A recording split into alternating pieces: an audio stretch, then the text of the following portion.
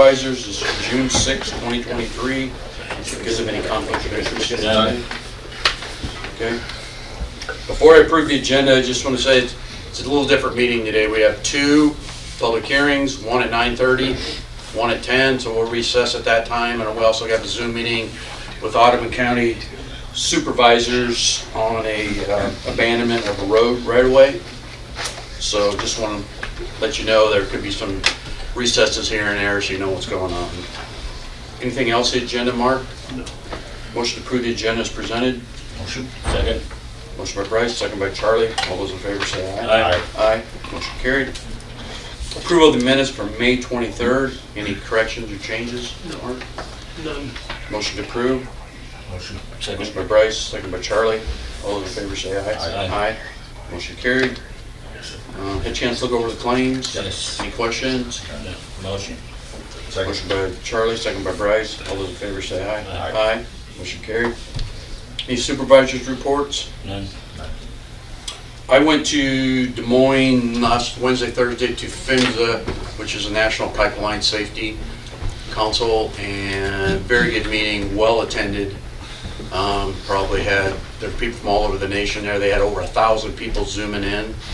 The reason they were having that meeting is on the CO2 pipelines. You've heard us talk about the rupture down in Mississippi back in 2020, down in Satarsha, Mississippi. Well, they're rewriting the rules because they're realizing things weren't handled properly down there, and it's the danger. And they've received so many questions from Iowa with the 3 proposed pipelines coming through. They moved the meeting to Des Moines, so we were very fortunate having it that close. Picked up a lot of good information there. I will say the landowners from Iowa came out strong. There was probably 70, 80 of them there both days. Very passionate, very concerned. I think they got their message across. I don't, with the government, how things are going to go. So we'll see, but it was very, very well attended. How did that happen? I want to know.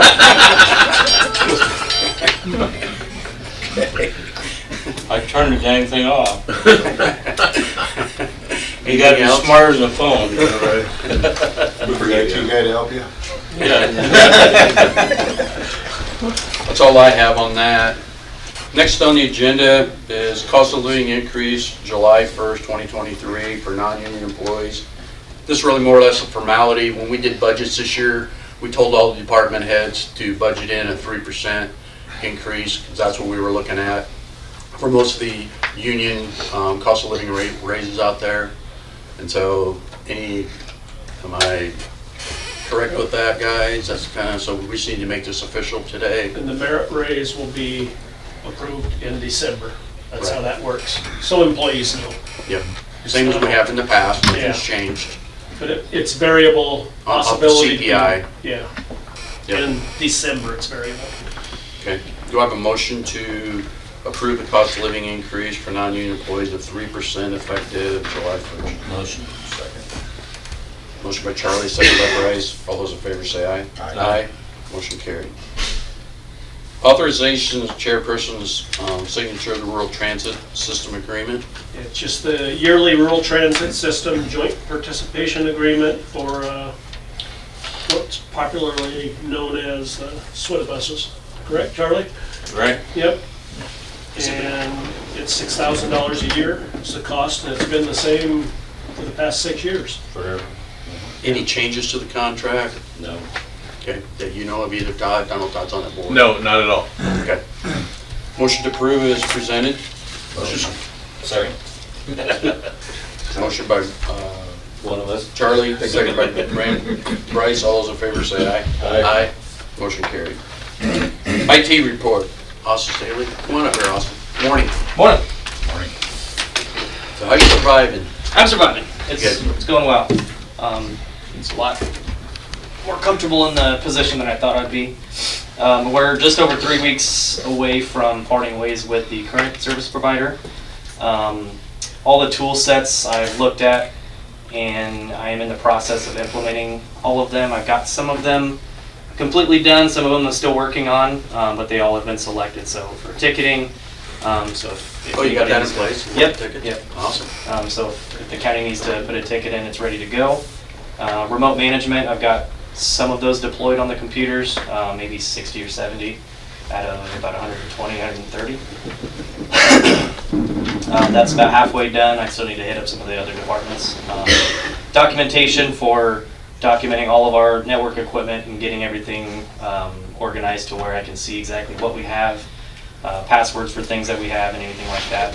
That is in place, and I'm still getting to document all of that. And then the antivirus, that's provided by the state, completely free and managed by the state.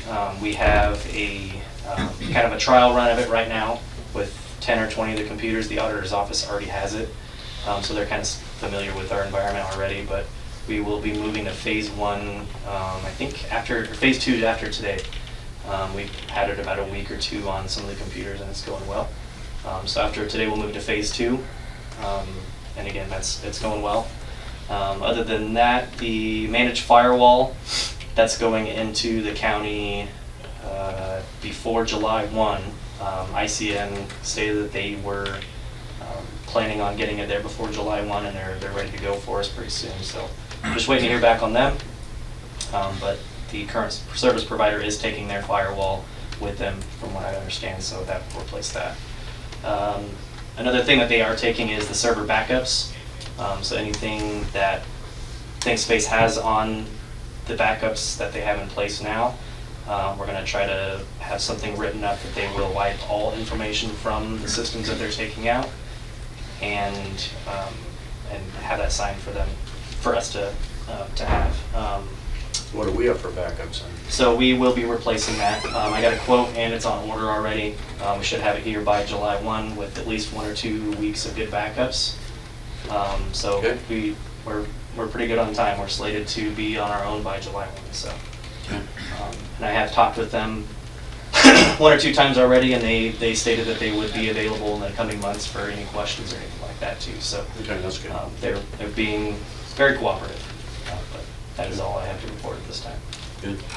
What's the audit report? Good playbook for you? So I have already fixed a few of the ticket items, some of the big vulnerabilities. There was a computer over at the jail that I had to just completely unplug from the internet because they don't use the internet on it, for one, and 2, it's a big vulnerability. Other than that, I've just been trying to change passwords and make them a little bit more secure. But other than that, I've just been kind of getting to know the network, kind of snooping around to see what I can find and any vulnerabilities that I can see myself.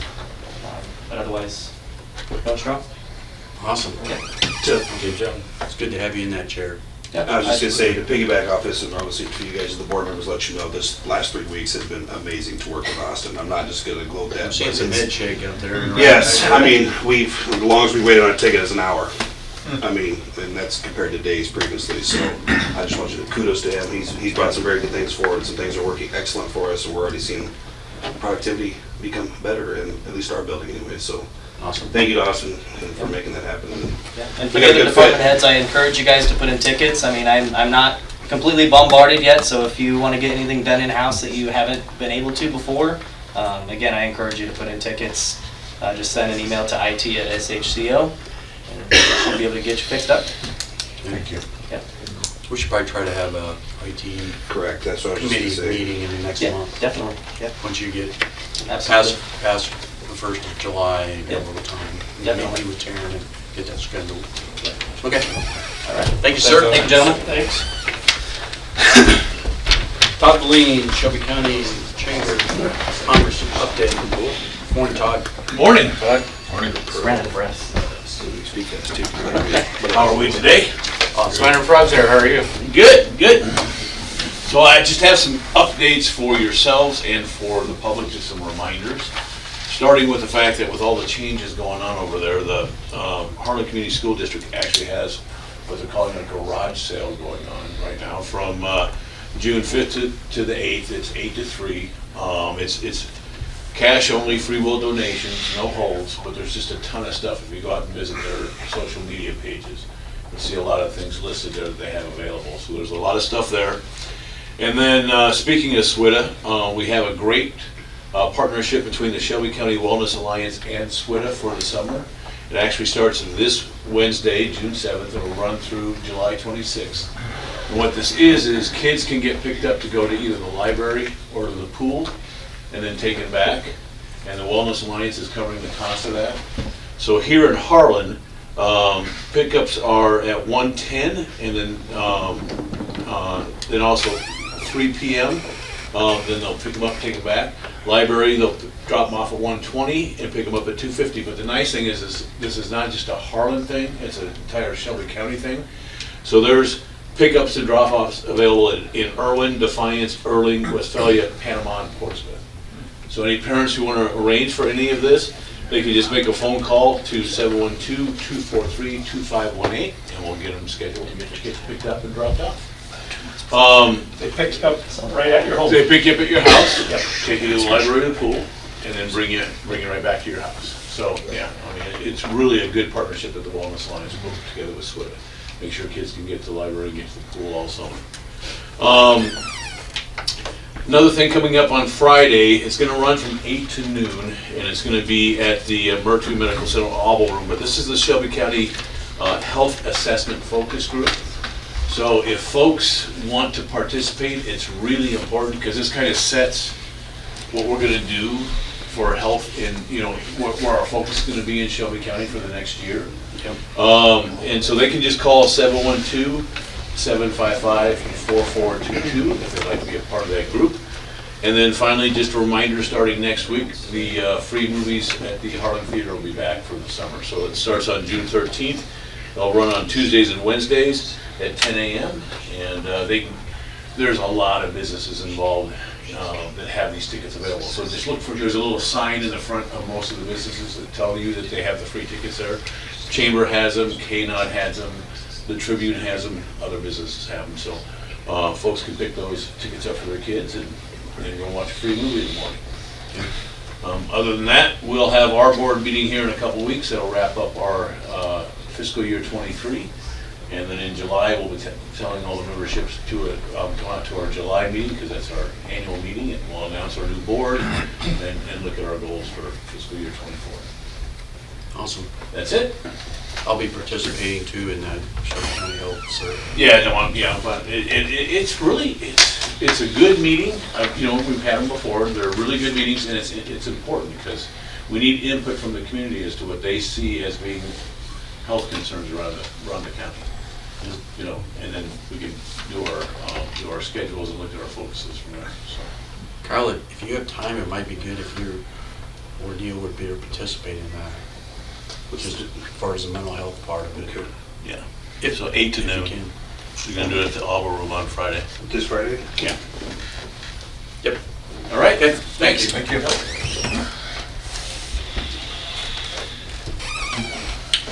Should we have Brandon come up? Yep. I'm just gonna move there. Brandon, why don't you come up and we'll get your update and contract, utility permit. All right.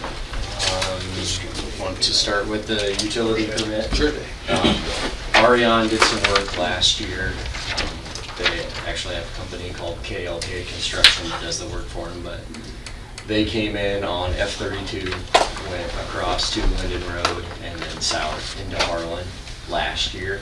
That same company's doing this work for them on 1100 Street, Cyclone Avenue, out of town, west to M16 and south to F58 and then into Harrison County. We didn't have any issues with them at all last year. Arion's turned in certificate of insurance, their bond from last year, they've renewed it, so they're still bonded. And our recommendation would be to approve this permit. So is this a telecommunication service? or Yes, yes. No problems? No, I have no issues with this. Okay. Do I have a motion to approve Arion utility permit? Motion. Second. Motion by Bryce, second by Charlie. All those in favor say aye. Aye. Motion carried.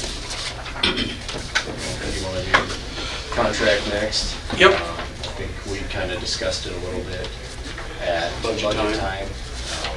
nothing changed. Galloway looked at it. Basically, the dates changed, and that's about all that changed. But Yeah, it's a 3-year contract, like Brandon's passed, 3-year contract. And Mike Galloway, our HR attorney, look over.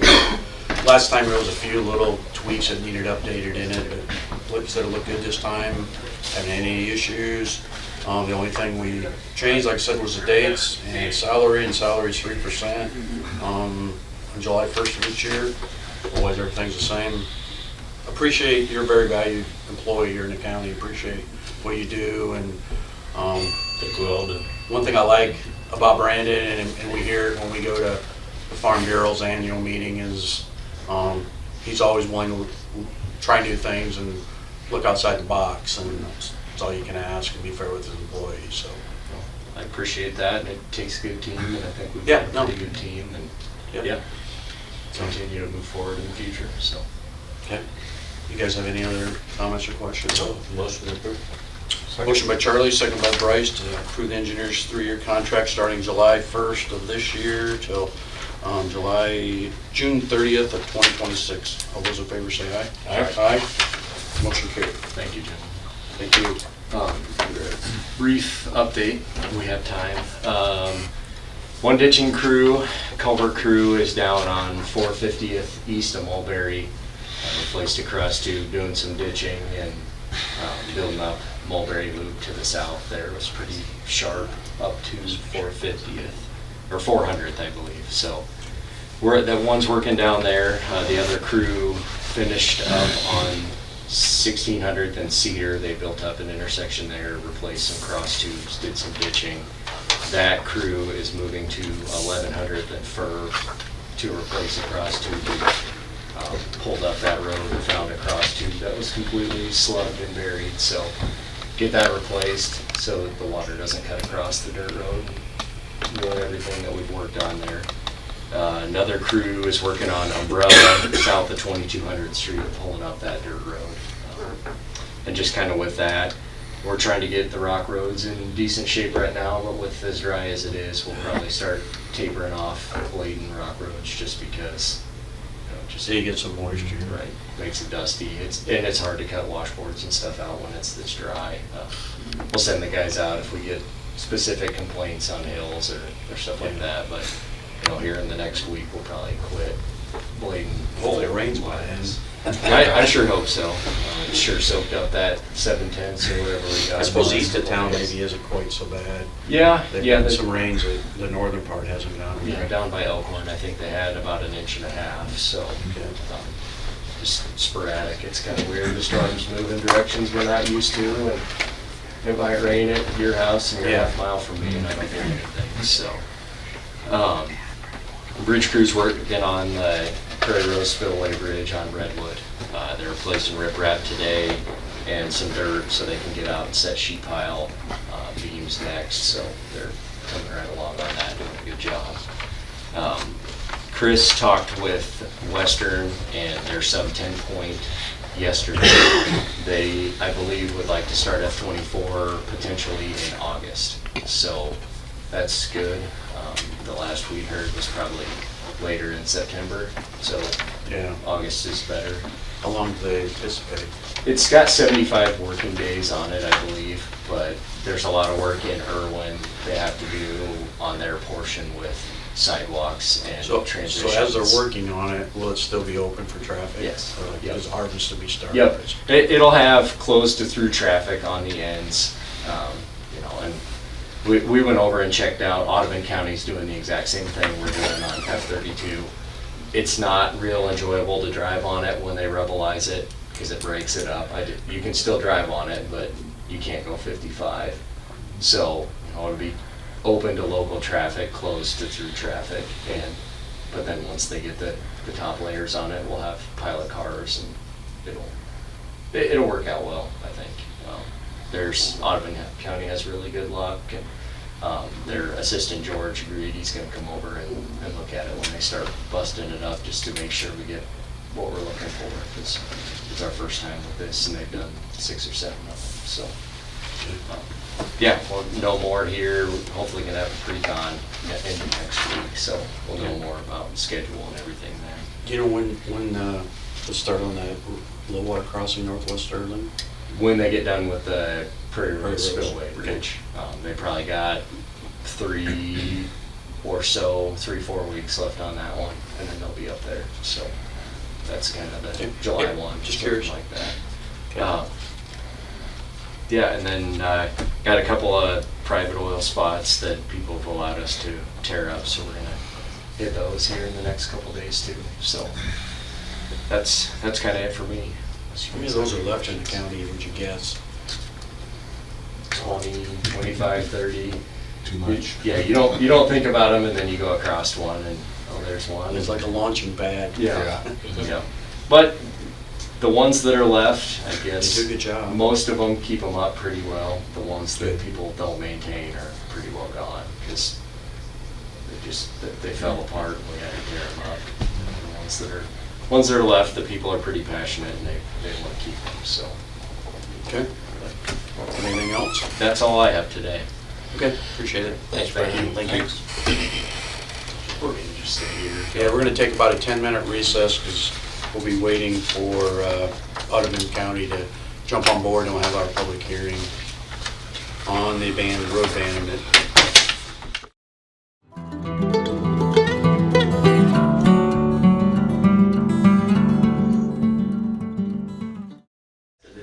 We took a little recess till you guys got on board, so I'll let you lead the way here.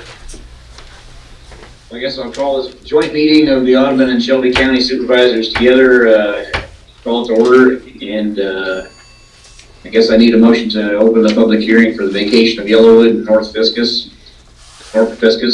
So I'll second. Been moved and seconded to open the public hearing for the vacation of Yellowwood. All in favor, say aye. Aye. Aye, motion carries.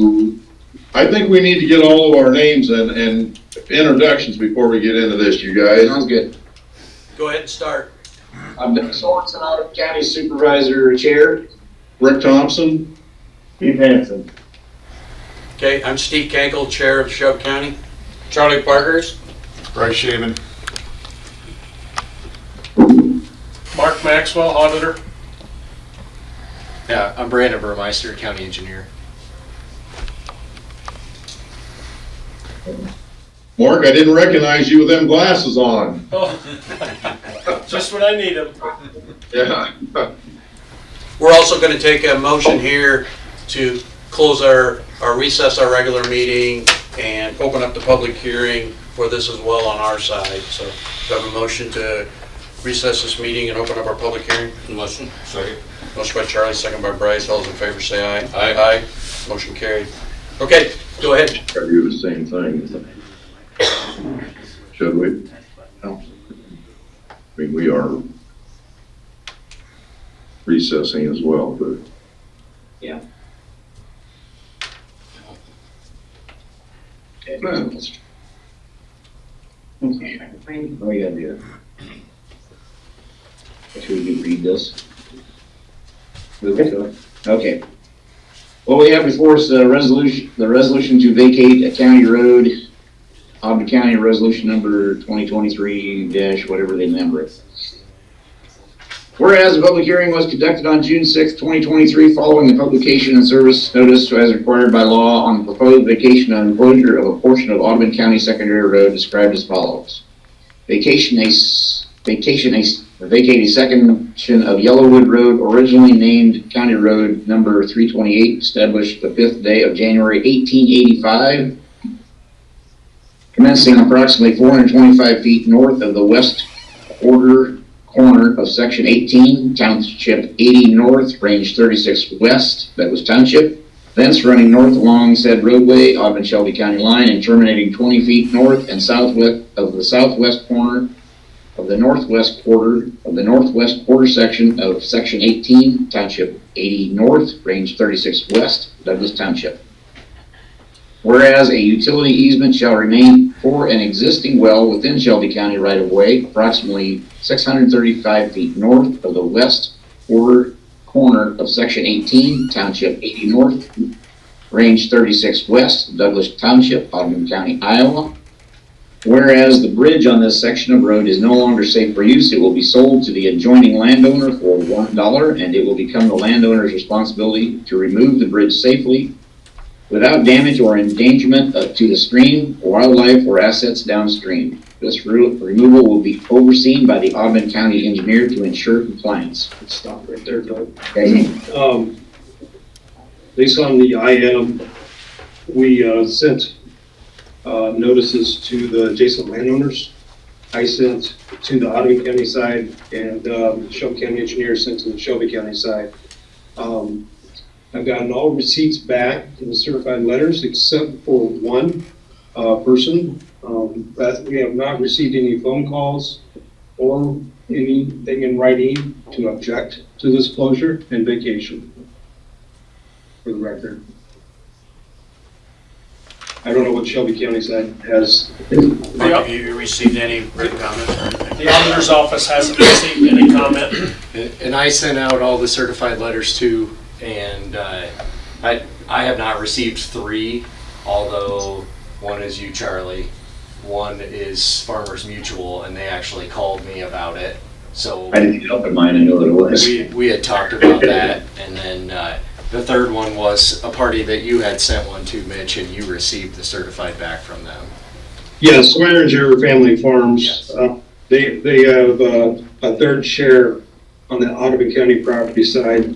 I got one back from him, and then the one I'm missing is Swearinger Family Farms. Dave Lamberson, and I believe it's his sister, own a third of that land on the Audubon County side. And I know David talked to him. I was thinking that he would be on our Zoom, but I don't see him on. He's the executor of that farm, so we never got any phone calls from him or her. Who is it, Max, the executor? Dave Lamberson. Oh, yeah, okay, yeah. On that farm, and I believe it's his sister. She lives in Canada, so we'll probably be getting the receipt here sometime this week. Oh, what's her name?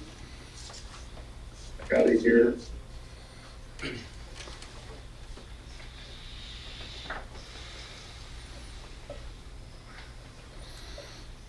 Joyce Midget, Joyce Midget, in Ontario, Canada.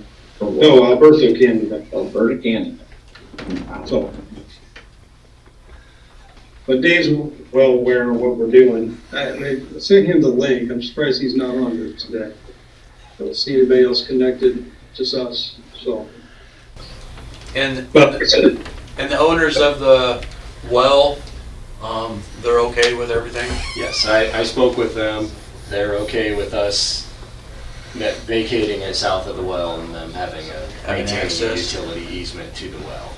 The well is currently not functioning, but they would like to maintain a utility easement in case they would ever want to rejuvenate the well and use it. So Okay. all parties have that understanding. Okay. You guys good with that? Yeah, we've discussed that, Yep. yeah. And I also I do have a copy of the legal notice that was in the paper for this. Okay, yep, I so. got a copy of that.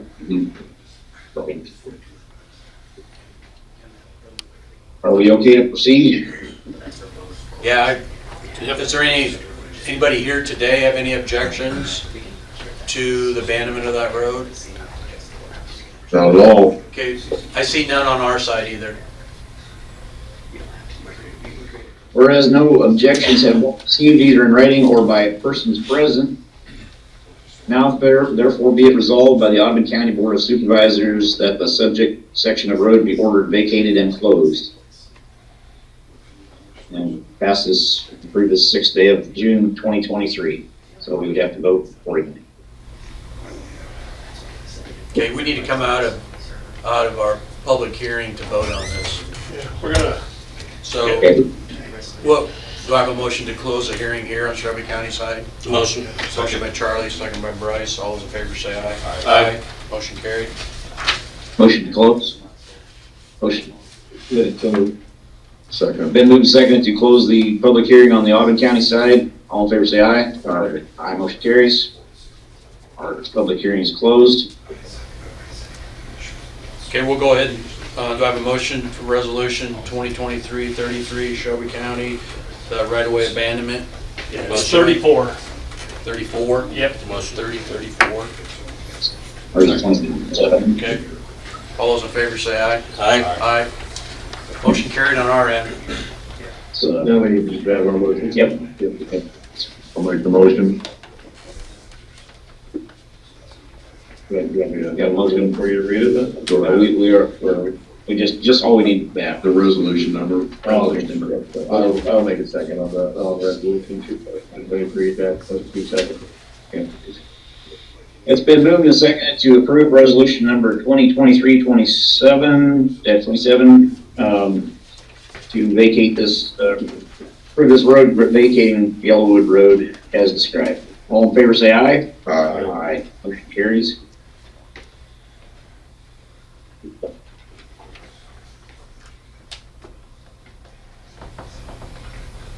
Okay. Thank you, gentlemen. Yep, thanks. Thank you very much. Have a good day. You guys have a great day. Bye. You too. Take care. Okay, now we get a recess again till 10 o'clock till we have our public hearing for the EMS ambulance. Thanks. That's going to be.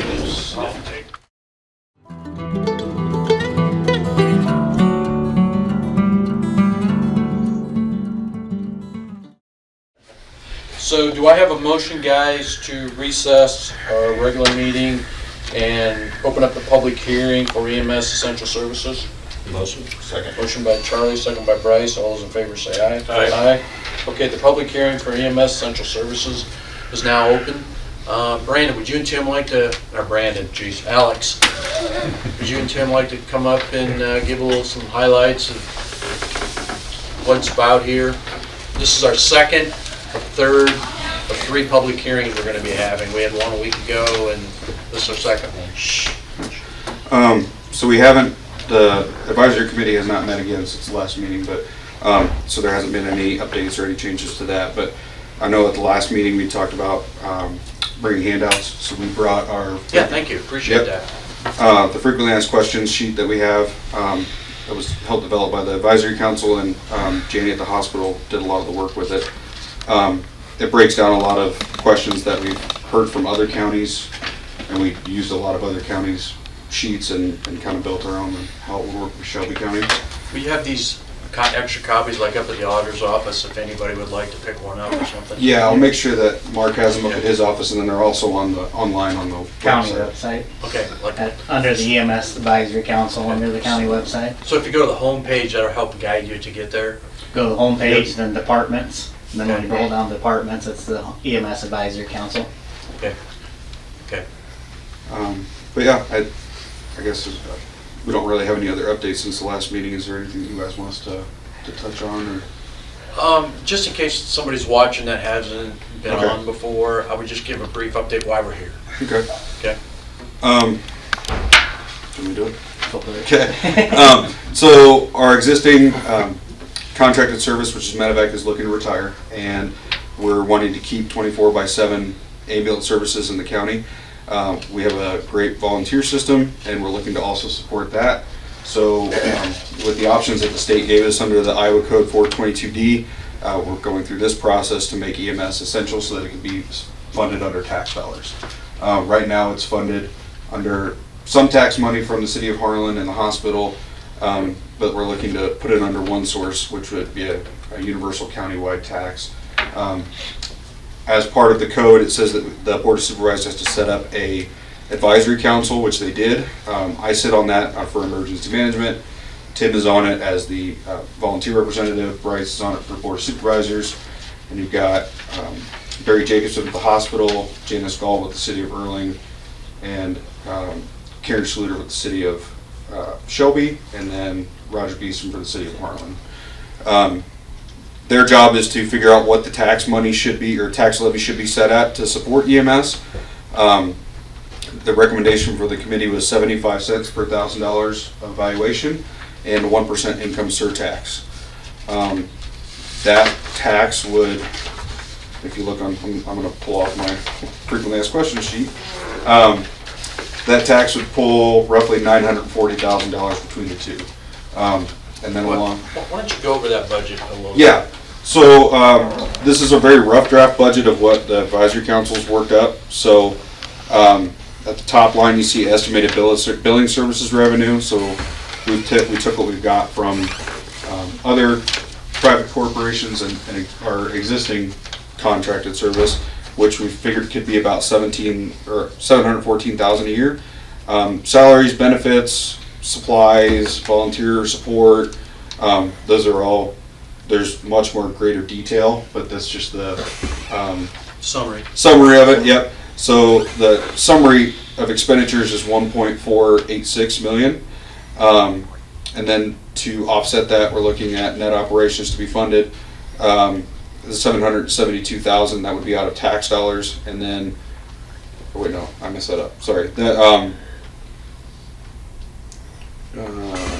operation. Okay. Yep. So then after the estimated billing, that leaves 772,000 for yet to be funded, and then reserves that you put aside for your equipment for future purchases, and then so that leaves 940,000 as an estimated number that we'll need to fund.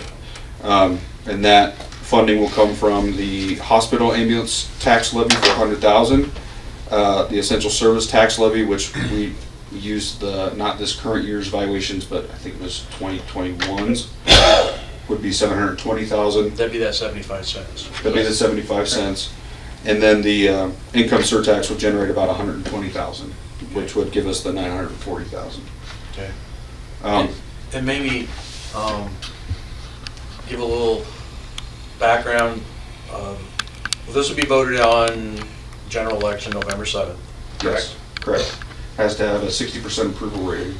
Then if that was approved, the way I understand how the process would work, then come the next July, because we don't get the money right away. Mm-hmm. We don't get the money till the following April and September, October. Mm-hmm. So come July 1st of 24, Mm-hmm. The advisory commission would get together and probably get a site location, Mm-hmm.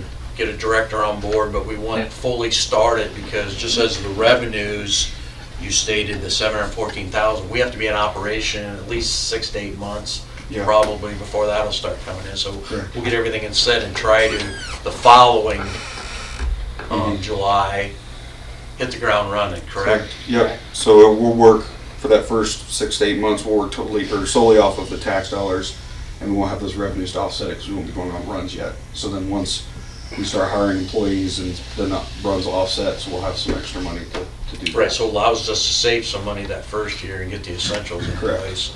And Medevac has been willing to work with us through this year and next year to get that, allow us that to go in place if it's passed. Correct. Yep. They've been very very transparent and very willing to help with anything that we're doing with this. So.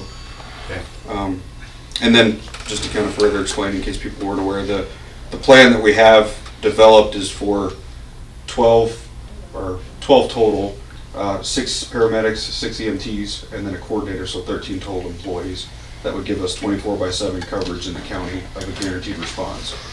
And then also with that $90,000 to go back to the volunteers to help them recoup their supplies. And Then you training talk and about the everything. volunteers and where they play the role here too. Right now, the volunteers aren't tax funded at any level, so they're dealing off of their pancake serves. They're earning money that way, and then they do bill for runs when they do haul somebody to the hospital, and their funds come from that too. But our volunteers are slowly decreasing over the years, and so right now, there's times where they're unable to make calls, so it's making longer length time. So if we have something in place that's 24/7, Medevac right now is covering that right now, but this is to help replace that portion that we're missing. Tim, in our last meeting we had, you gave some statistics, how it's changed since you first got in. Would you talk about that a little bit? I joined Irwin's Rescue Squad back in 1996, and at that time we had between 16 and 18 EMTs and first responders. And to this day there's 6 of us on our roster. 4 of us actually live in Irwin, 2 of them live in Manila, and they work in Irwin occasionally. So if they're in Irwin, they'll join on a run. But right now we're down to 4 that are there full-time. And that's what you're seeing around the Around, county, around the state. I've read some Mhm. stories even around the nation. Yes, The volunteers have just shrunk so much. yeah. Okay. And that, yeah, it's, by no means is it a Shelby County issue, No. it's a nationwide issue. Right. And just like in We're everyone, proactive here. out of the 4 of us, most of us work out of town during the day too, so it makes it even tougher.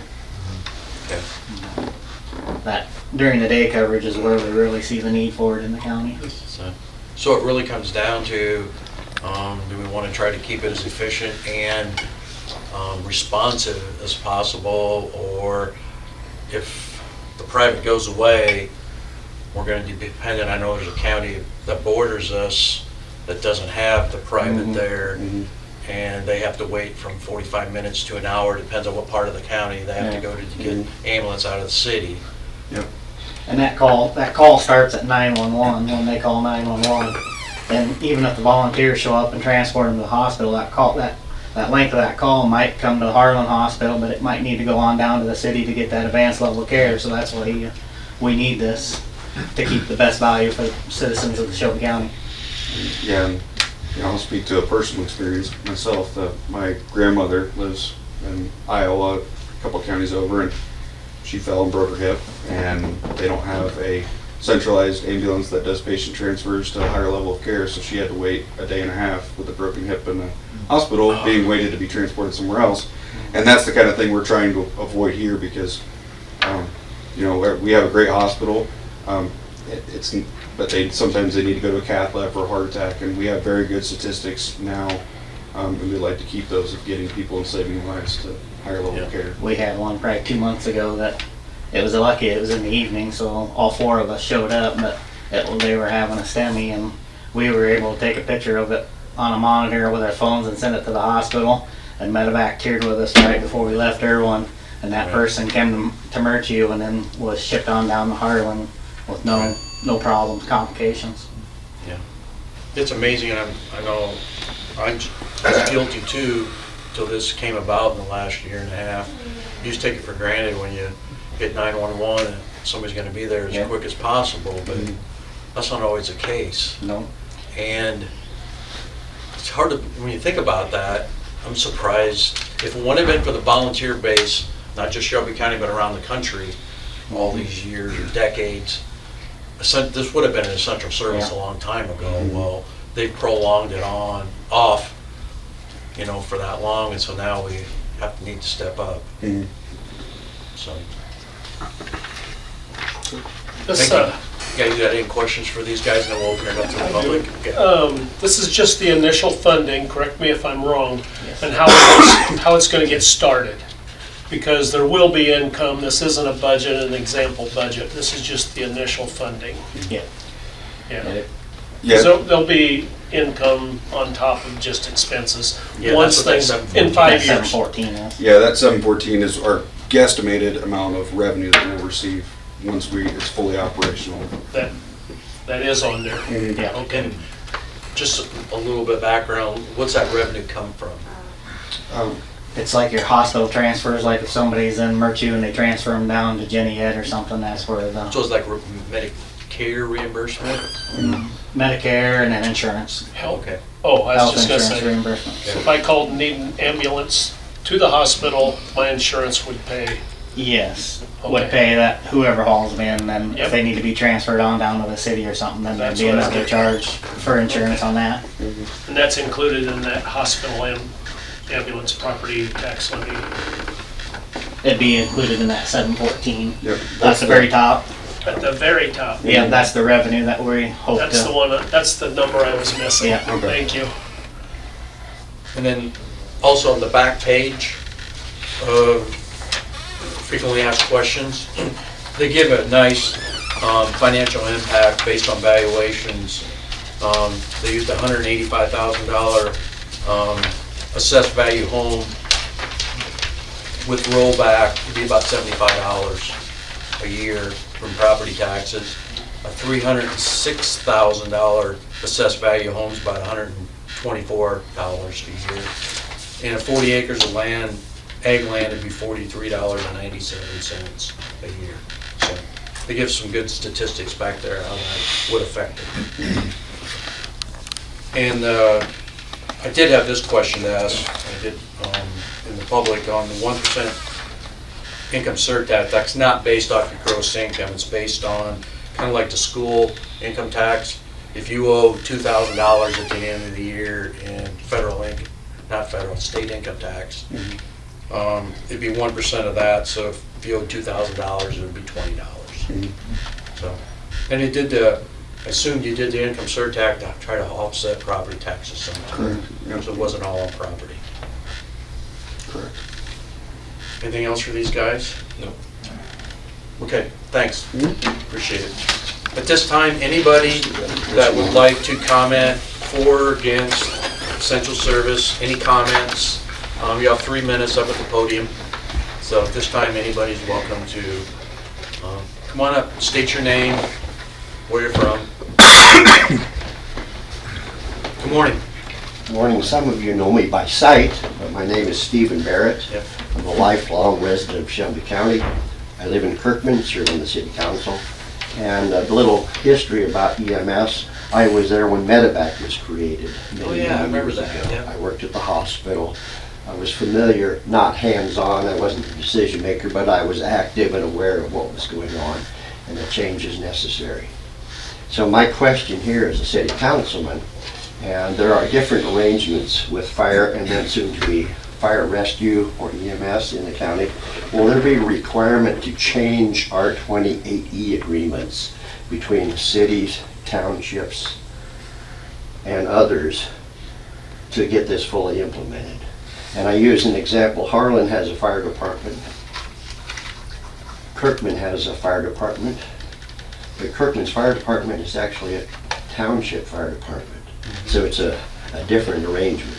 Westphalia has a privately funded, I understand, quasi-government, organization to do ambulance or fire. And will there be any necessary restructuring of our agreements to do this? It'd be a Marcus question. I'd have to look at it, but I can't think that there would necessarily be any changes, because I think those are fire protection. Well, I understand, but I just realized that there's several different models. And will there be a need to create these 28 agreements for the purposes of It's going to securing be a this? county. It's a county-wide, so I'm not So sure I there don't, would I don't need to think be. you'd have to have an agreement. 'Cause it's Well, gonna be- this is the question that I bring to the Yeah, table. Right. right. And on the city council, we're prepared, we've talked about it. If necessary, we'll put our resources together, meaning professionals' resources, to review and implement as necessary. Mhm. That's all I have.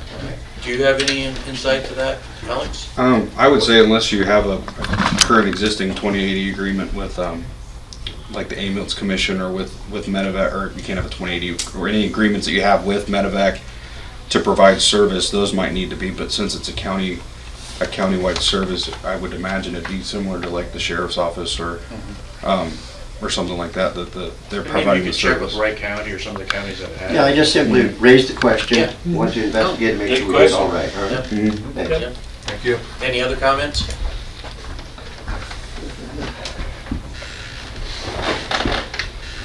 Don't have to be bashful out there. Anybody else?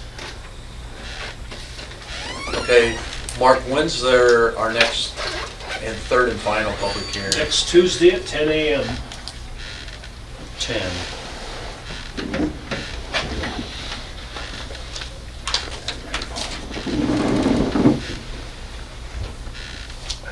Before we close, Alex, after